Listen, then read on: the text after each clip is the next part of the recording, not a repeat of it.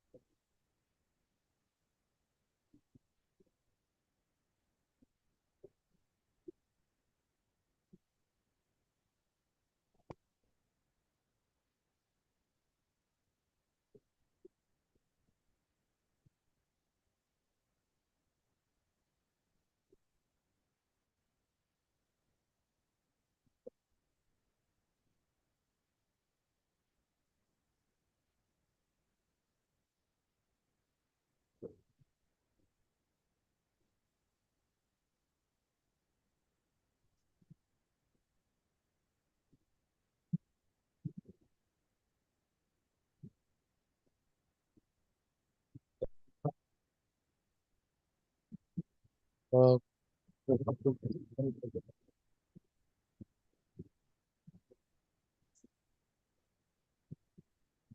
okay.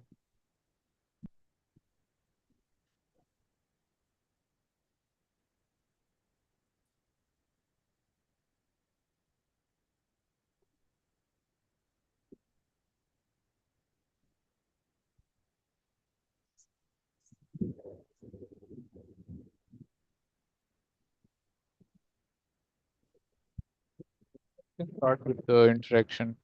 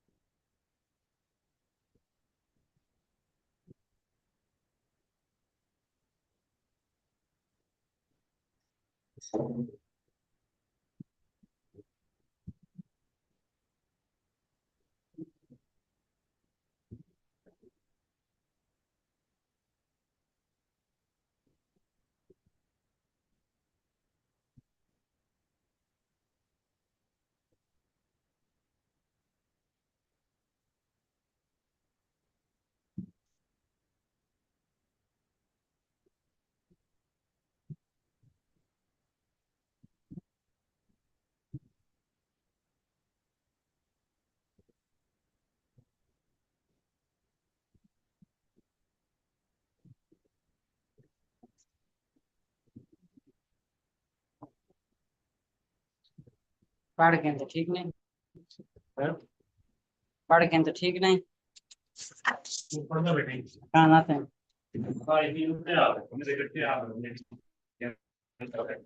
Hey!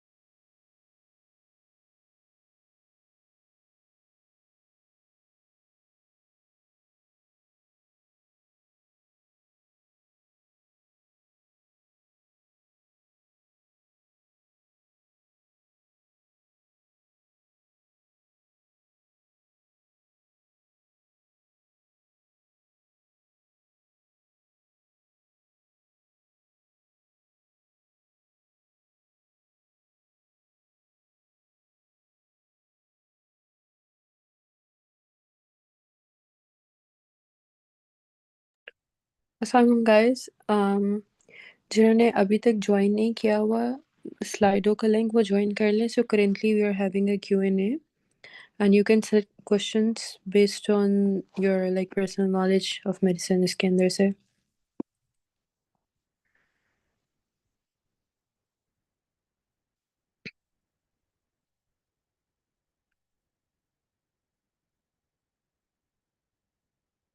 Like the current question is child with barking cough, inspiratory stridor, diagnosis asthma, bronchitis, hair crop.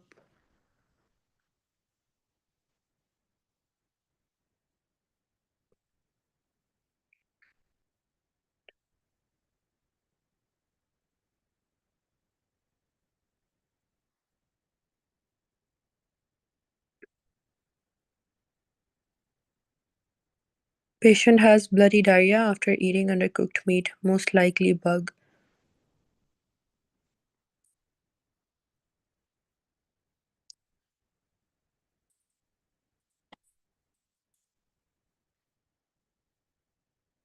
I guess the Nomi knows all the answers. He's winning clearly first.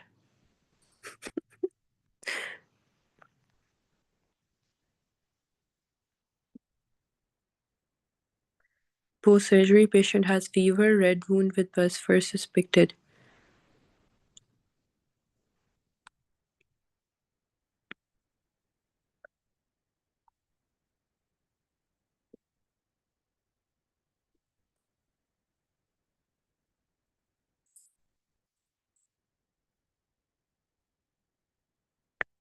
TB patient has night sweats, weight loss test to confirm.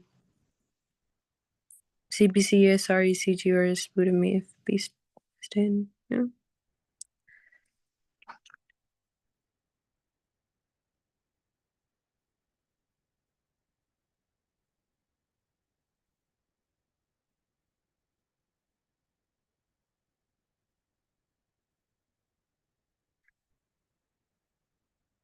Patient with jaundice, tea-colored urine, clay-colored stool. Which type of jaundice? Obstructive, hemolytic, autoimmune, या hepatitis cellular?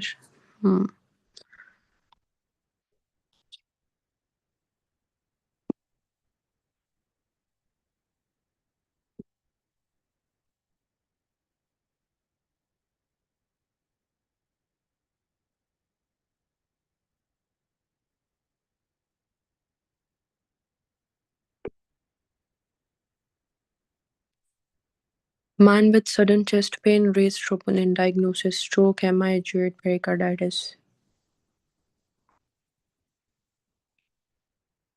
Little birdie tells me it's MI.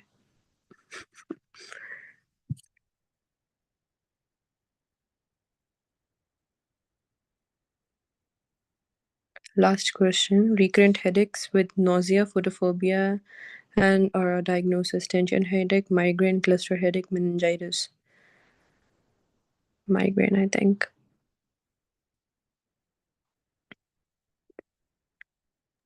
Would there be any prize for the winner? I think winner is Shahryar the Nomi himself. उसको सारे answers आते थे ना? Can you see the results? Oh wait, it's Mahnoor. अच्छा, Shahryar is fourth now. So where's my prize? Yep, you deserve a prize now.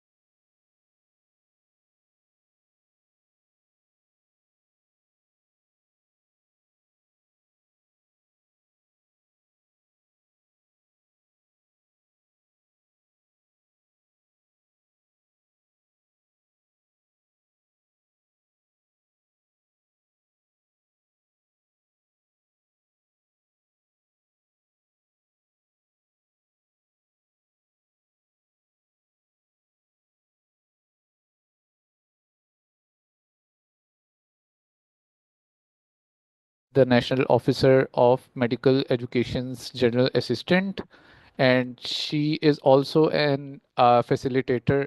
She's also an AMET facilitator, and she had been a LOMI in her local committee, and she will now continue with the Shahryar presentation. Yes, yes. आप कितनी देर से बोल रहे हैं?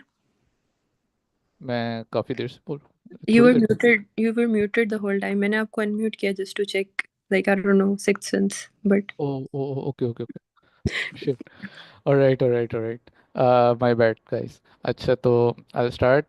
Welcome everyone to the Grand CB Fest 2025 SCOME 101 day, part of the biggest annual online capacity building event of MSA Pakistan. I am Muhammad Shahriyar, National Officer of Medical Education, your host for today's session. Join us for these 2 days for SCOME Powerhouse lineup speaker divided into two sessions. As for today, we have 101, and tomorrow we will have our topic based session. Uh, I Coming towards our speaker, Miss Norhan Mahmood. She is from IFMSA Egypt, and she is the General Assistant of National Officer of Medical Education of IFMSA Egypt. She is also an AMET facilitator and was the LOMI in her local committee. I would like the speaker to introduce herself as well, and so we can carry on with the today's session. Over to you, Miss Norhan. Hello, thank you so much.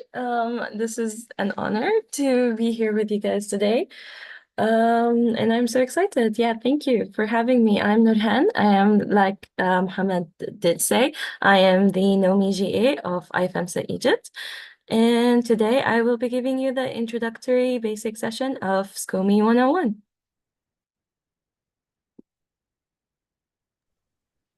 Perfect, perfect. You will, do you have the presentation, or will you like share the screen? I can share the screen, sure. All right. You may please. Yes, thank you, thank you.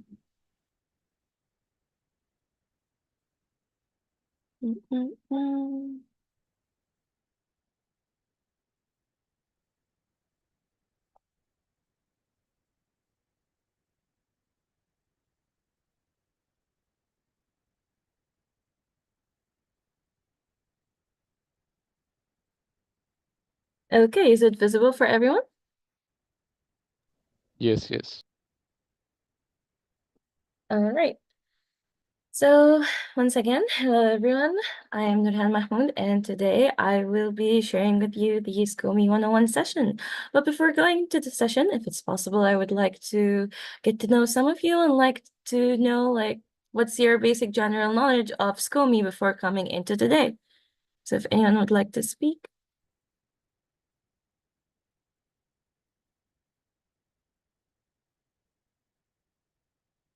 All right, I will start first.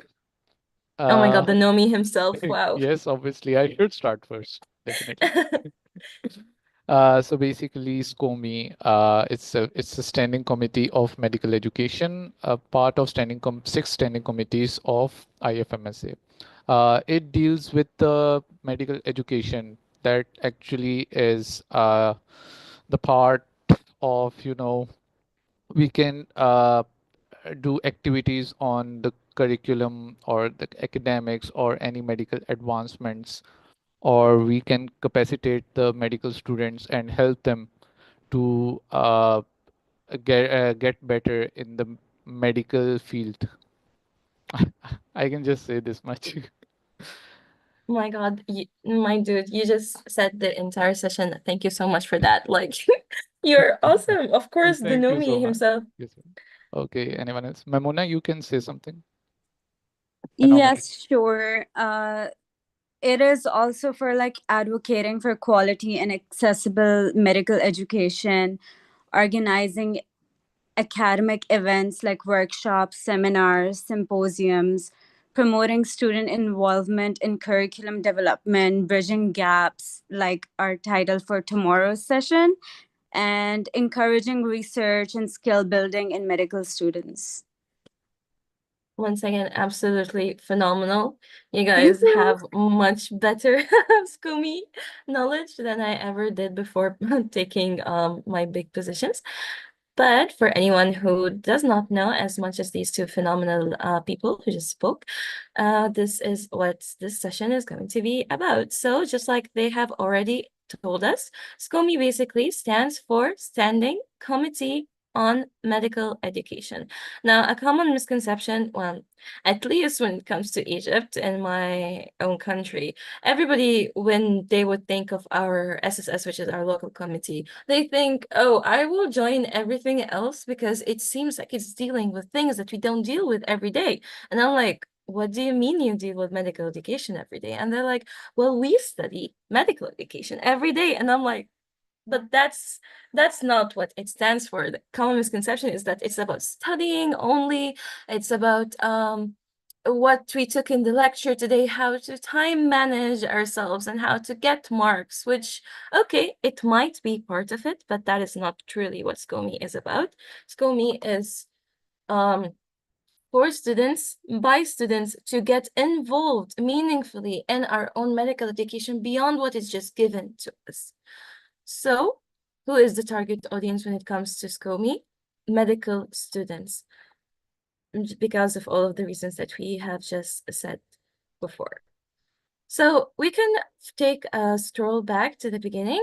In 1951, when IFEMSA first started, SCOME was already there. It started as a discussion forum for students interested in different aspects of medical education in the hope of pursuing and achieving some change. So we are the founders, basically. And today, SCOME just works in, just like, again, like Momona and Muhammad Shayaz already said, it deals with providing a platform for students to speak about maybe issues that they are having, or giving students a placeholder, a plan to become stakeholders in their own education and to advocate to be part of the decision-making change. SCOME believes that we are very, very important and that we have a voice and that we should not just be sitting ducks while we get everything to us, not participating. So the vision and the mission, basically the vision is the thing that we aspire to reach, and the mission is the way that we are going to reach the vision. So basically, in brief, the vision is to reach a better healthcare through better medical education. Because at the end of the day, we are medical students, at the end of the day, who is going to be our audience? It's the people, it's the patients. And so everything that we do in the IFEMSA is for the people. At the very end of the day, it's for the healthcare as a whole. SCOME is no different, just like SCORE advocates for human rights for the patients, and SCOF advocates for the patients themselves in public health, and SCORA advocates for reproductive rights. We, at the end of the day, we are like all of them combined to advocate for better healthcare overall, starting with the small, tiny seed that is the medical students. So medical students, when we are meaningfully engaged, the vision is that we are meaningfully engaged within the medical education system and represent our student voice and become a full-fledged stakeholder on all levels in order to create quality medical education worldwide and attain suitable competencies which will enable them to answer the healthcare needs of the communities they have a mandate to serve. If we are taught well, if we are up to date, if we know if our education is evidence-based, just like everything is going to be nowadays, we are going to reach better healthcare. And so our mission, how we can reach this vision, it is to empower medical students from all ages, because again, in my own LC as well, people would think that because I'm first year or I'm second year, like my voice is irrelevant or my choice is irrelevant, but absolutely not. We in SCOME, we hope to empower medical students to be active agents in the change of medical education by being the platform where their voices are heard, where we can take in their opinions, and we can all work on the development of medical education through student-led activities, and also through from externals, reaching externals to help us reach our goals. So, and like it said here, it enables us to reach our full potential as medical education leaders through activities aimed at education, research, capacity development, meaningful youth engagement, and advocacy in order to create effective impact on local, national, regional, and international level. These are the levels starting from local. If you have small LC in your own university, a local committee in your own university, then above that, this is the national which oversees all of the small LCs, and then the regional, which are the people who oversee all of the national countries. For example, I'm pretty sure that you guys are under the Asia Pacific. We are under the EMR, Eastern Mediterranean region. So, and then above them all is the international level, which is all of IFEMSA SCOME. And does anyone have any questions or something to add up until this point?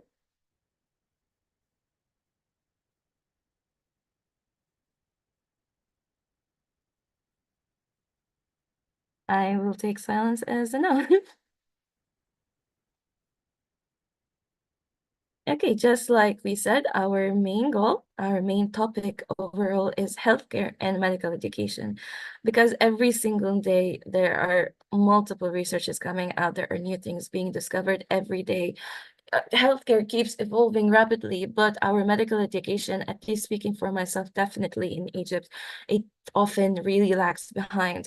Textbooks are not updated for too long, so curriculums just stay outdated, and maybe something new has come up when it comes to the topic, but the doctors are unaware, or they are aware, but they're just not aware enough to change it in the curriculum, or they think that the old curriculum is good, so there is no need really to change it for coming on the other years. Like, for example, we had a lot of textbooks where we have literal medicines that are not being used anymore, and it is written in the curriculum that they are not really being used anymore, but well, it's part of the curriculum, so we have to study it and we have to take exam on it, and we're like, but why? What is the reason?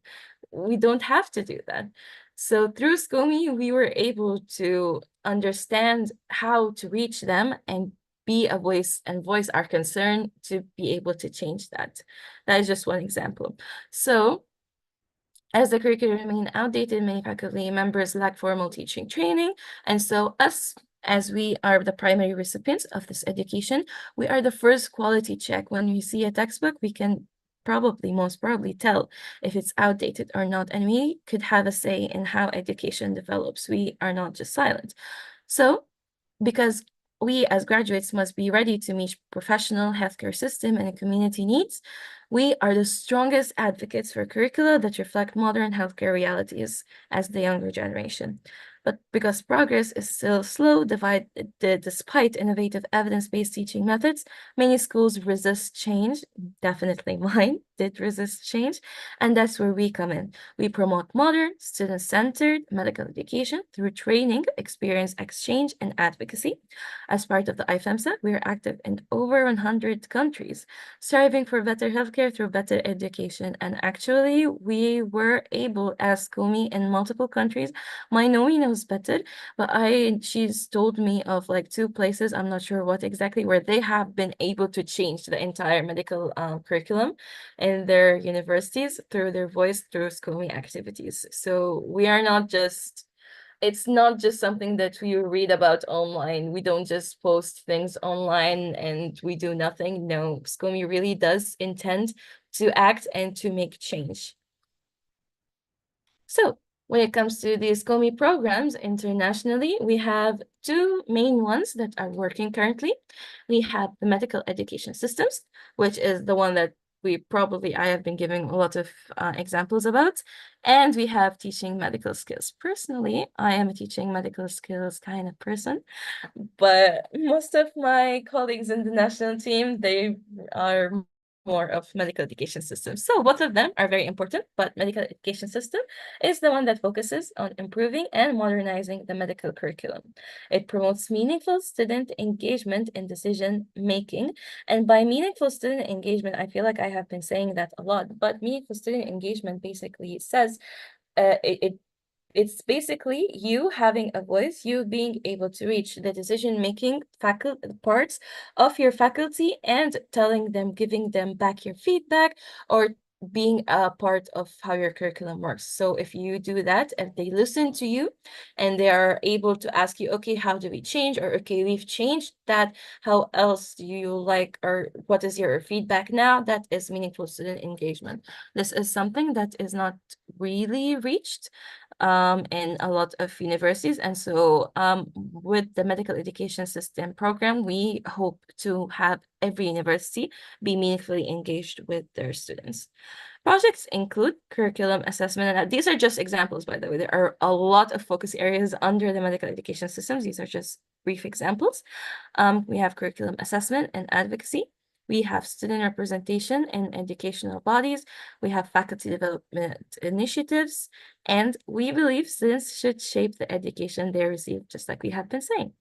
Another part of medical education that is sometimes maybe overlooked, which is teaching medical skills. They focus more on the theory, they focus more on the textbooks, they focus more on just the studying aspect of this, and they forget that we graduate into dealing with the patient. And so in here, we help to fill this gap by enhancing our clinical and soft skills. We encourage in it peer-to-peer teaching and hands-on learning, just like clinical skills workshops, how to deal with a patient, communication skills, not just being a good doctor, but being a good doctor and being able to communicate well to your patients. That's very important. And first aid and emergency response training, because sometimes that might be something like, for again, as an example, in my own university, we do get first aid training, but it is down the line after we graduate, which I feel like that is so late to be taught something as essential as first aid and emergency response training. We could start from year one. We could start from high school and middle school even, because first aid skills, like basic first aid skills, is something that I feel every person should have. And so in Egypt we have, and I'm not sure if you guys would as well, but we have a project which I was the coordinator of 3 years ago. It's called First Aid for All. It was under the Teaching Medical Skills program, under its focus area nationally, and we taught our students basic first aid skills, and then we also spread it to students in high school and even middle school, because it's something that is very important, and we feel like it should not just be held under certificates and real things. Like, that's gonna come either ways. You're going to get the official training and you're gonna get a certificate, but basic first aid training, that is something very important, and it will make everyone's lives better. We empower students to become confident, competent practitioners. Also, because of one of these campaigns to high schools, we get a lot of students wanting to become medical practitioners and come to our universities as well. And they come and tell us, oh, we saw you when we were in high school and we really wanted to know more, and we wanted to be part of the healthcare, and we wanted to do this to the other generations. So again, SCOME is not just on paper, it's not just online workshops, it could be hands-on field, and not just for medical students, it could be for other students as well. With medical students, everyone benefits, and it's like really fun. Because once again, when I was doing the orientation as Lumi, people would be like, SCOME is the most boring out of all of the committees, and I really don't think so, especially when it comes to the teaching medical skills. Imagine having the suturing workshop. They don't give us that until after we graduate. But if we do it from year one, everyone would be really great at suturing by the end of graduation. And also, if you guys have noticed, throughout the presentation and in here you will see a lot of pandas. I don't know if you guys know, but I want you to like tell me at the end of the session what you think the panda stands for. Okay, so how can we ensure the sustainability of SCOME? Let's say we now have Muhammad Sharir. He is amazing, and he's an amazing Nomi, and he did so much in his year. And this fest is one of the amazing things that he achieved. But then after he leaves, how can we ensure the sustainability of it? our work is not just tied to just one person or just one group of people who, after they leave, their work will not continue. So a big part of how IFEMS's works and the committee's works is always continuous is by following a strategic plan. This is one of the most important things when it comes to my work as a general assistant. So this is why I wanted to mention it. But when we have a vision and a mission in mind, it feels like one big goal that we don't have steps to achieve. Strategic plans basically puts it down into pillars that we can focus on each one. Each one focuses on something that is, just like it says, a pillar that is monumental and a foundation of how to keep this going, not only in our year, but in other years, and how to reach our big vision of having students being engaged and being meaningfully a part of their medical education. So pillar one of the SCOME strategy, this one is, if you guys will have the presentation later, you can press on it and it will take you to the SCOME strategy. But the SCOME strategy, as you can see, it will end this year. There will be another one because they keep getting updated every 3 years. But this is the one for 2022-2025. It is based on 5 pillars. Pillar 1 is the organizational structure and sustainable development, just like I said, so that our work does not end with us. It can go on and on for years to come. Pillar 2 is communication and members engagement, how to get our general members to work as well, to be part of it, for it to not just be the people in power as the ones with anything to do. No, we have to reach members' engagement and have everyone be engaged in the activities. Pillar 3 is the capacity development, capacity building, which is what is being done right now. Having everyone be capacitated on the knowledge that they may need to go on. Pillar 4, advocacy and external affairs. Advocacy, to be the voice, to learn how to be the voice, how to advocate for better medical education, how to advocate for everything that you want, and external affairs, how to reach the external bodies that may help us. Just like the WFME and the AME and like SCOME has a lot of partners that they do help in our advocacy efforts, and I find that it's just so amazing. But I'm not just talking about international. When we say external, we don't just mean international partners. It can also be local partners, starting with your own university. It could be a doctor that helps advocate with you. It could be a local organization that leads for better education. It could be the ministry. So by external affairs, it just doesn't mean the big bodies, the WHO and whatever. No, it can even go to these smaller local ones as well. And pillar 5, everybody's most favorite, activities and member support, which deals with the programs, and each program has their own activity to how to reach it, online campaigns, physical campaigns, posts, all that. Here is some links for the IFEMSA SCOME. This is the IFEMSA SCOME Facebook group for the international.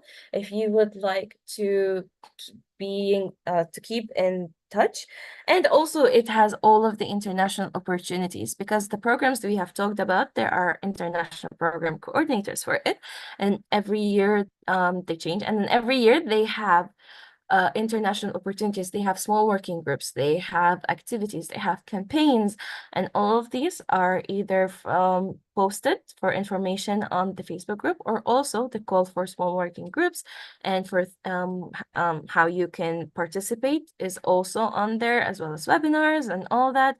So the link to the Facebook group is an amazing way to keep in touch.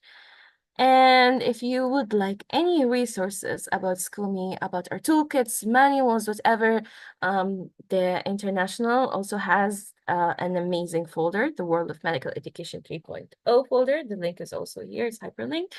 It has every kind of resource that you might want, the manuals, toolkits, newsletters, things, the activity programs themselves, everything that you might want would be in there.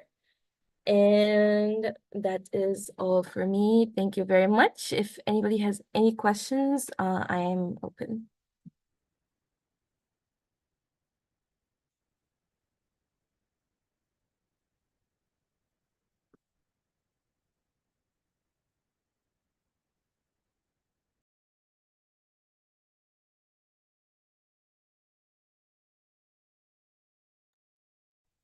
Okay, so on behalf of the entire SCOME team and everyone that has joined, I would like to extend an heartfelt thank you to our incredible speaker. Your insights, energy, and dedication to improve medical education have truly inspired us all.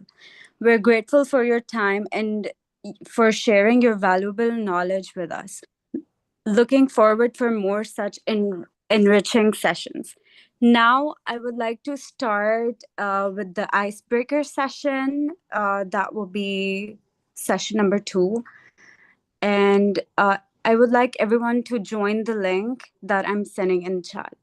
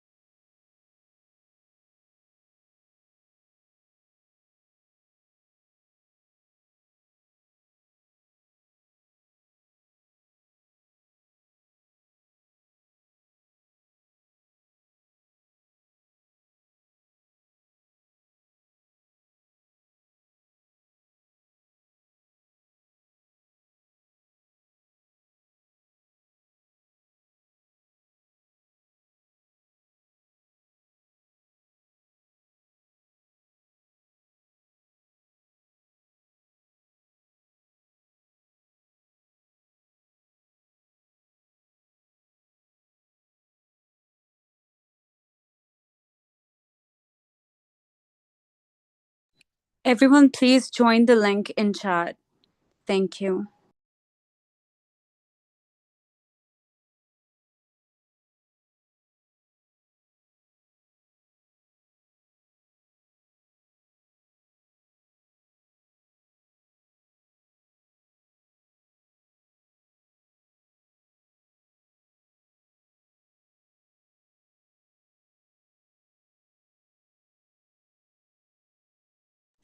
Okay, we're gonna start now.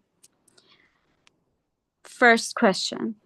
A 22-year-old woman presents with right lower quadrant pain, nausea, and fever. There is rebound tenderness on examination. What is the most likely diagnosis?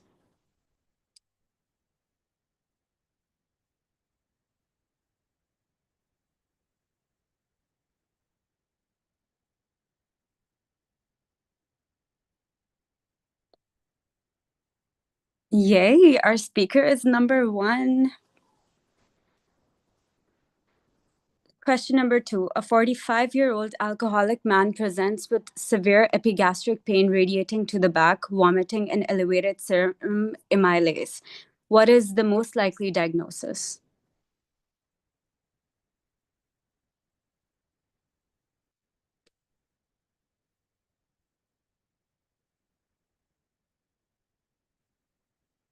Moving on. Question number 3.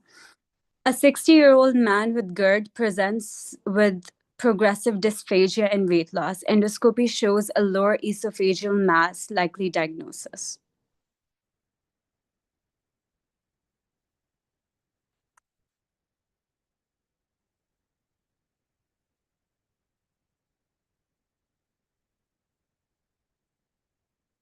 We have very smart people today. I love this.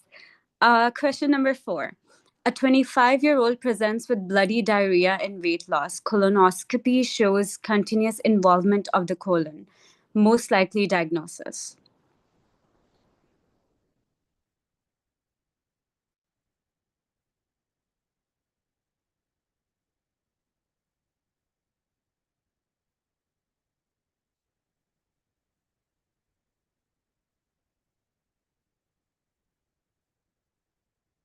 Fifth question. A celiac patient presents with bloating, diarrhea, and fatigue. Lab shows iron deficiency anemia, most likely cause.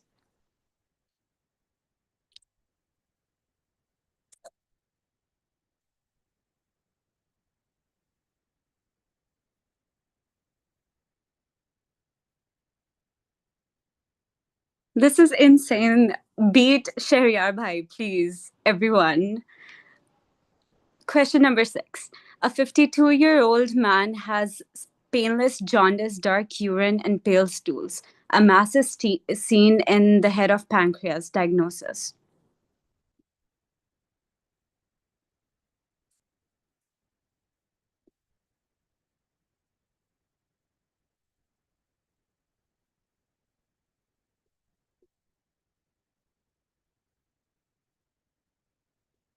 Question number 7. A 40-year-old woman has RUQ pain after fatty meals, nausea, and vomiting. Ultrasound shows gallstones. Diagnosis.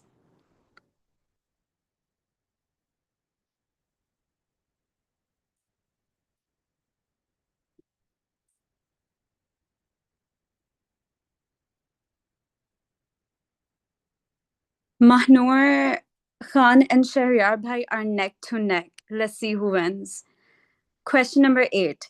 A 68-year-old man with hypertension presents with tearing chest pain radiating to the back. CXR shows widened mediastinum. Diagnosis.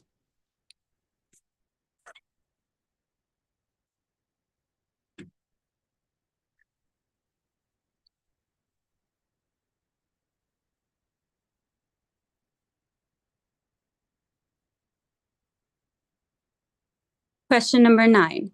A 75-year-old woman with HTN and diabetes presents with dyspnea, orthopnea, and bilateral basal crepitations. Echo shows reduced EF. Diagnosis.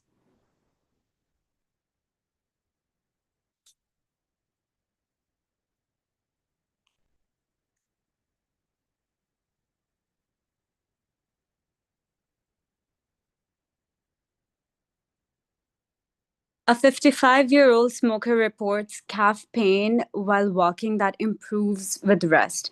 Likely diagnosis.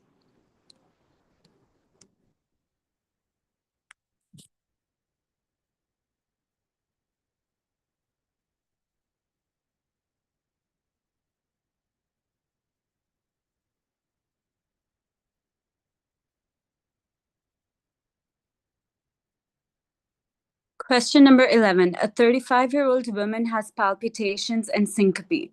ECG shows prolonged QT. Likely diagnosis.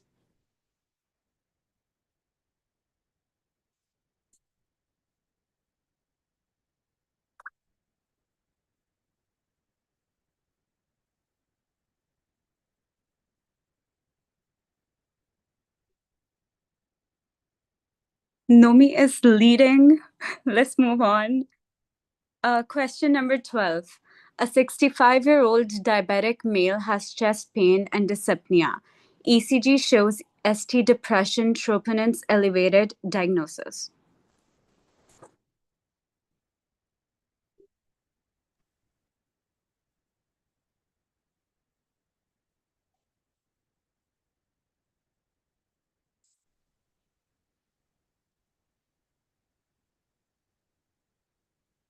Question number 13.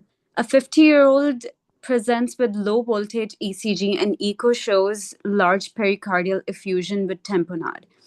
Diagnosis.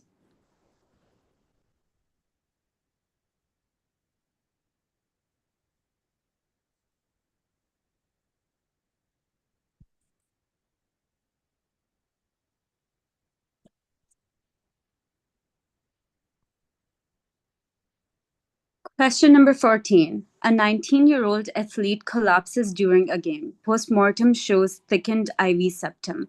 Most likely cause.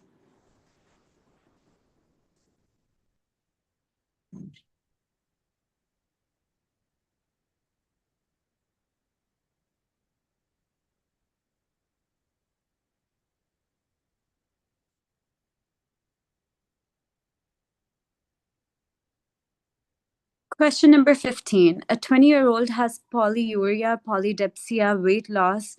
Lab shows high glucose, positive anti-GAD. Likely diagnosis.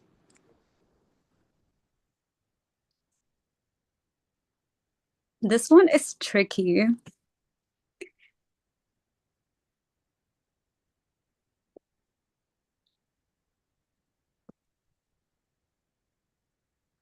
Okay. Question number 16. A 54-year-old obese man presents with fatigue and blurry vision, fasting glucose 180, HB 9.2 diagnosis.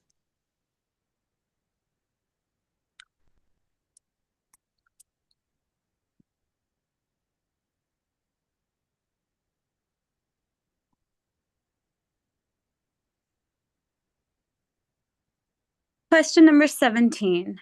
A 60-year-old diabetic woman presents with flank pain and fever. CD shows gas in renal tissue. Diagnosis.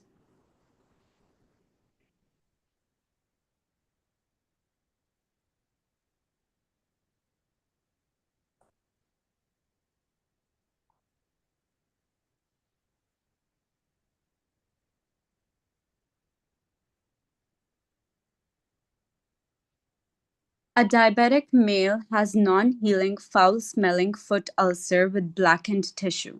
Diagnosis.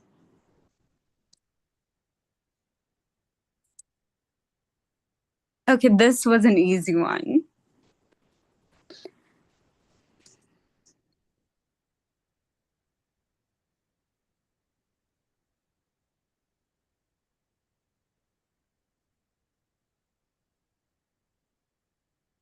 Question number 19.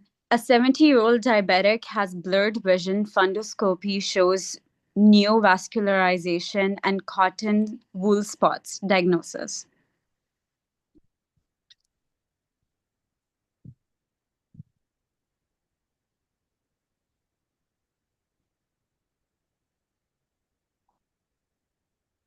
You guys are so smart. On to the last question. Question number 20. A diabetic is drowsy, confused, glucose 650, serum osmolality high, no ketones. Diagnosis.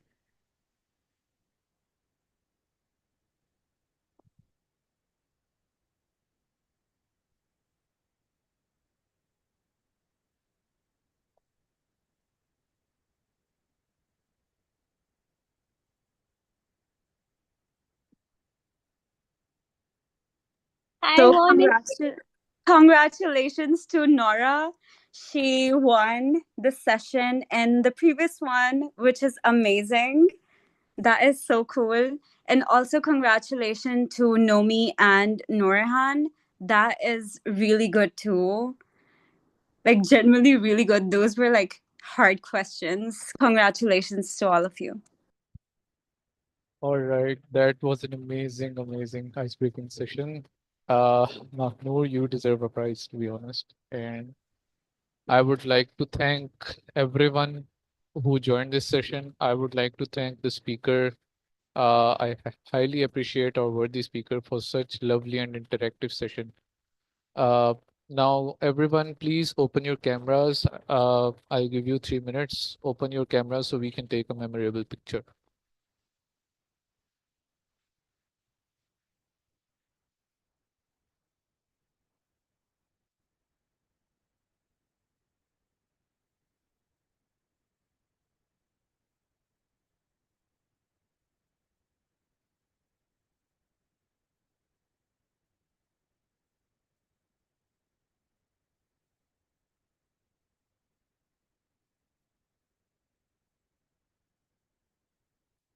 Zahira, can you take the picture?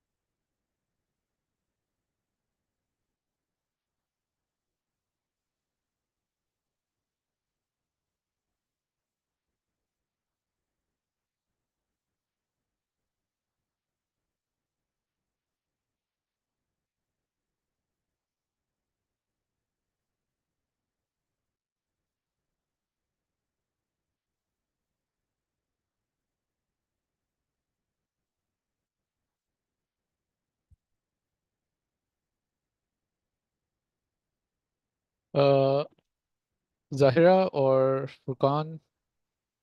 Mamona, can you take the picture? Mahnoor, can you take the picture? There is something wrong with my computer. I'm really sorry. I'm on mobile phone and I don't An- think it's playing. Anyone? Azwa, Yes, yes. can you take the picture? Just take the screenshot of the participant. I'm on phone. Okay. Wait. Kumail bhai. I can try to take it. Aha, if you can, thank you so much. Yeah.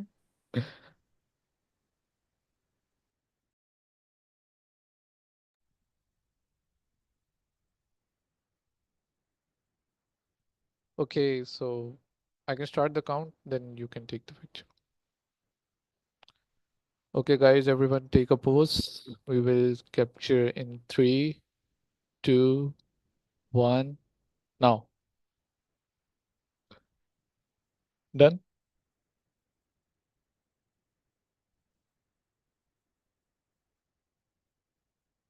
No, it didn't capture. Can we try one more time, please? Okay. Let's go, guys. 3, 2, 1. Now. Mm. Are we good? Someone hates this session because it's just not capturing for some. Oh, wait, no, it did capture. Haha. Yes, Oh, we have a nice, picture. nice. But we can take another one because some people have their eyes closed. Okay, let's go. 3. Now, 3, 2, 1. Mm. Yep, okay. Perfect. Thank you so much, everyone, for making it a memorable session. And I hope to see Norhan Mahmood again. This was an amazing session. To be honest, I want to become a Nomi again because your session, your presentation really motivated me to keep in SCOME. So once again, Thank thank you so you. much, and thank you so much, everyone. I hope you will all join tomorrow as well. I'll see you guys tomorrow, inshallah. And okay, you can leave now. Thank you Thank so you. much. Bye bye. Okay, Thank you. done. Bye.